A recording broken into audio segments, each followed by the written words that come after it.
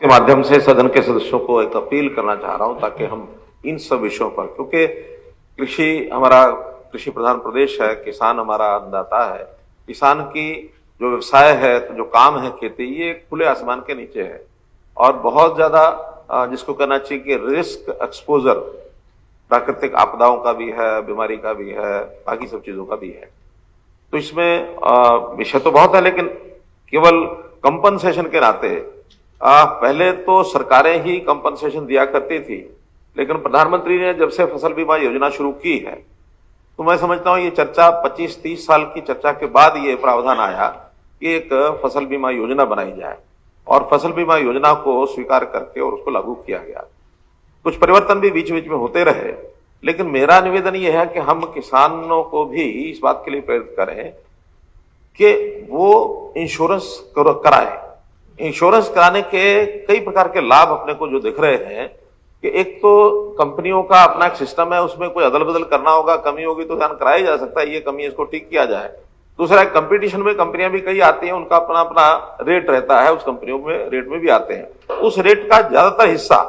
केंद्र सरकार, प्रदेश सरकार देती है, किसान को केवल 2% या एक आध फसल में 5% इतना ही प्रीमियम देना पड़ता है। अब ये 500-700 रुपया अगर किसान देता है तो बदले में उसको एक सुविधा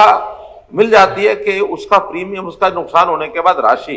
कंपनसेशन का जो रेट है वो मैं समझता हूं 18,000 रुपए से लेकर 34-35,000 रुपए एकड़ तक है।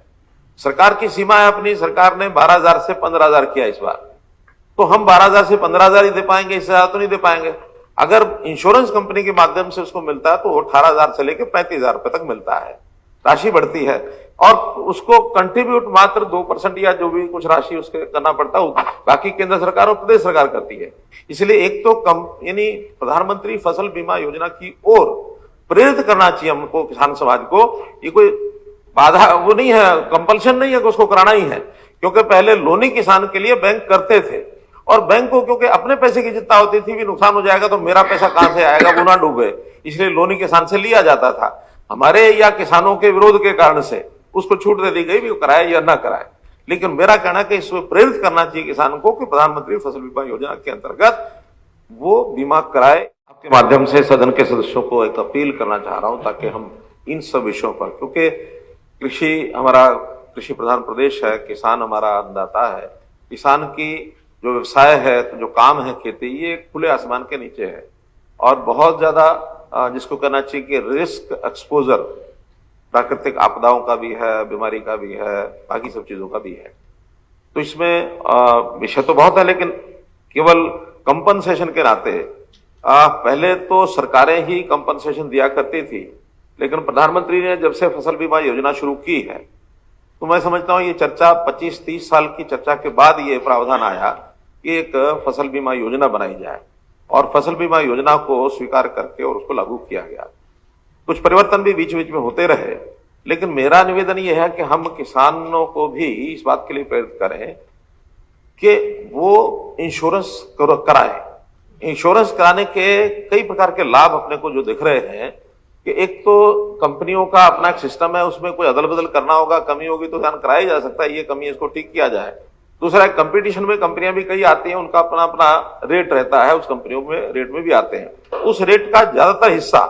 केंद्र सरकार, प्रदेश सरकार देती है, किसान को केवल 2% या एक आध फसल में 5% इतना ही प्रीमियम देना पड़ता है। अब ये 500-700 रुपया अगर किसान देता है तो बदले में उसको एक सुविधा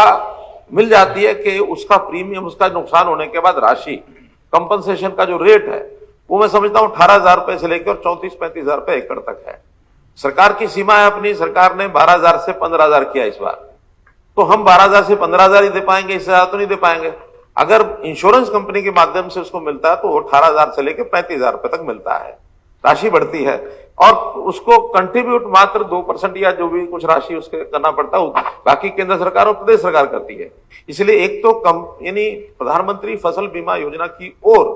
प्रेरित करना चाहिए हमको, किसान समाज को। ये कोई बाधा वो नहीं है, कंपल्शन नहीं है कि उसको कराना ही है, क्योंकि पहले लोनी किसान के लिए बैंक करते थे और बैंक को क्योंकि अपने पैसे की चिंता होती थी, भी नुकसान हो जाएगा तो मेरा पैसा कहां से आएगा, वो ना डूबे, इसलिए लोनी किसान से लिया जाता था। हमारे या किसानों के विरोध के कारण से उसको छूट दे दी गई, भी कराए या ना कराए। लेकिन मेरा कहना है कि इसमें प्रेरित करना चाहिए किसानों को कि प्रधानमंत्री फसल बीमा योजना के अंतर्गत वो बीमा कराए।